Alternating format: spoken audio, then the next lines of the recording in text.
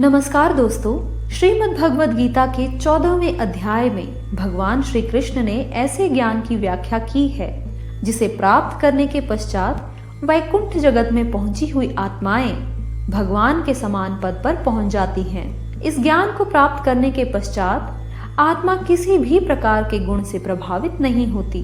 दोस्तों, कृपया वीडियो को लाइक कर दें और चैनल को सब्सक्राइब भी कर दें। इसी के साथ हम शुरू करते हैं आज का भगवत ज्ञान गीता के 14वें अध्याय के साथ, जिसका नाम है गुणत्रय विभाग योग। श्री भगवान ने कहा, अब मैं तुमसे समस्त ज्ञानों में सर्वश्रेष्ठ इस परम ज्ञान को पुनः कहूंगा, जिसे जान लेने पर समस्त मुनियों ने परम सिद्धि प्राप्त की है।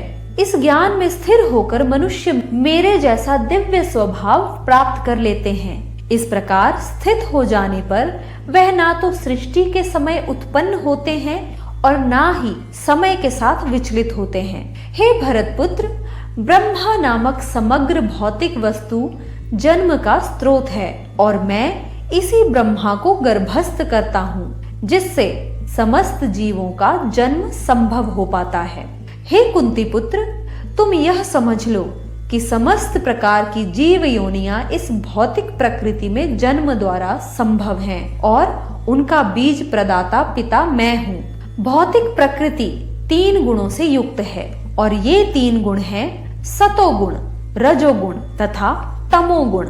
हे महाबाहु अर्जुन, जब शाश्वत जीव प्रकृति के संसर्ग में आता है तो वह इन गुणों में बंध जाता है। हे निष्पाप, सतोगुण अन्य गुणों की अपेक्षा अधिक शुद्ध होने के कारण प्रकाश प्रदान करने वाला और मनुष्यों को सारे पाप कर्मों से मुक्त करने वाला होता है। जो लोग इस गुण में स्थित होते हैं वे सुख तथा ज्ञान के भव से बंध जाते हैं। हे कुंती पुत्र, रजोगुण की उत्पत्ति असीम आकांक्षाओं तथा तृष्णाओं से होती है और इसी के कारण यह देहधारी जीव सकाम कर्मों से बंध जाता है। हे भरतपुत्र, तुम जान लो कि अज्ञान से उत्पन्न तमोगुण समस्त देहधारी जीवों का मोह है। इस गुण के प्रतिफल प्रमाद अर्थात पागलपन, आलस्य तथा नींद हैं, जो बुद्ध जीव को बांधते हैं। हे भरतपुत्र, सतोगुण मनुष्य को सुख से बांधता है, रजोगुण सकाम कर्म से बांधता है और तमोगुण मनुष्य के ज्ञान को ढक कर उसे पागलपन से बांधता है। हे भरतपुत्र, कभी कभी सतोगुण रजोगुण तथा तमोगुण को परास्त करके प्रधान बन जाता है, तो कभी कभी रजोगुण सतो तथा तमोगुण को परास्त कर देता है और कभी तो ऐसा होता है कि तमोगुण ही सतो और रजोगुण को परास्त कर देता है। इस प्रकार श्रेष्ठता के लिए निरंतर स्पर्धा चलती ही रहती है। सतोगुण की अभिव्यक्ति को तभी अनुभव किया जा सकता है जब शरीर के सारे द्वार ज्ञान के प्रकाश से प्रकाशित होते हैं। हे भरतवंशियों में प्रमुख, जब रजोगुण में वृद्धि हो जाती है तो अत्यधिक आसक्ति, सकाम कर्म, गहन उद्यम तथा अनियंत्रित इच्छा एवं लालसा के लक्षण प्रकट होते हैं। जब तमोगुण में वृद्धि हो जाती है तो हे कुरुपुत्र, अंधेरा, जड़ता, प्रमत्ता तथा मोह का प्राकट्य होता है। जब कोई सतोगुण में मरता है तो उसे महर्षियों के विशुद्ध उच्चतर लोकों की प्राप्ति होती है।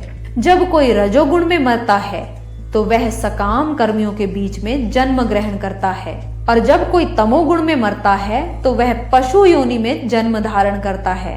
पुण्य कर्म का फल शुद्ध होता है और सात्विक कहलाता है, लेकिन रजोगुण में संपन्न कर्म का फल दुख होता है तथा तमोगुण में किए गए कर्म मूर्खता में प्रतिफलित होते हैं। सतोगुण से वास्तविक ज्ञान उत्पन्न होता है, रजोगुण से लोभ उत्पन्न होता है और तमोगुण से अज्ञान, प्रमाद और मोह उत्पन्न होते हैं। सतोगुणी व्यक्ति क्रमशः ऊपर उच्च लोकों को जाते हैं, रजोगुणी इसी पृथ्वी लोक में रह जाते हैं और जो अत्यंत गर्हित तमोगुण में स्थित है वे नीच नरक लोकों में जाते हैं।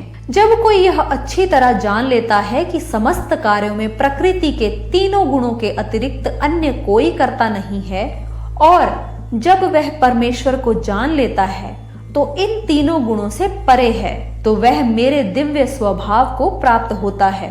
जब देहधारी जीव भौतिक शरीर से संबद्ध इन तीनों गुणों को लांघने में समर्थ होता है, तो वह जन्म, मृत्यु, बुढ़ापा और उनके कष्टों से मुक्त हो सकता है और इस जीवन में अमृत का भोग कर सकता है। अर्जुन ने पूछा, हे भगवान, जो इन तीनों गुणों से परे है वह किन लक्षणों के द्वारा जाना जाता है?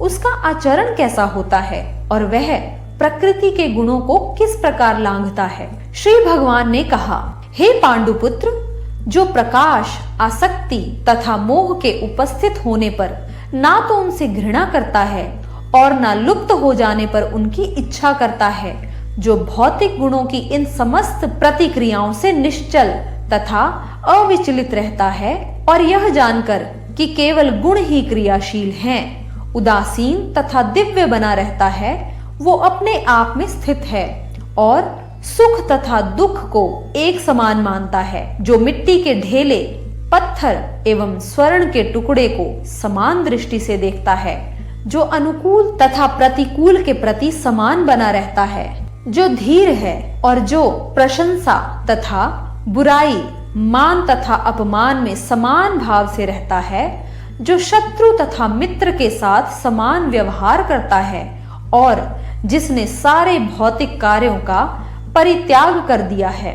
ऐसे व्यक्ति को प्रकृति के गुणों से अतीत कहते हैं। जो समस्त परिस्थितियों में अविचलित भाव से पूर्ण भक्ति में प्रवृत्त रहता है, वह तुरंत ही प्रकृति के गुणों को लांघ जाता है और इस प्रकार ब्रह्मा के स्तर तक पहुंच जाता है। और मैं ही उस निराकार ब्रह्मा का आश्रय हूँ, जो अविनाशी तथा शाश्वत है और चरम सुख का स्वाभाविक पद है।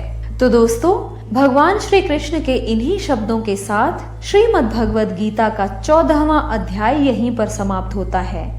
आप सबसे अनुरोध है कि आप वीडियो को लाइक जरूर करें और चैनल को सब्सक्राइब भी जरूर करें। धन्यवाद दोस्तों। जय श्री कृष्ण।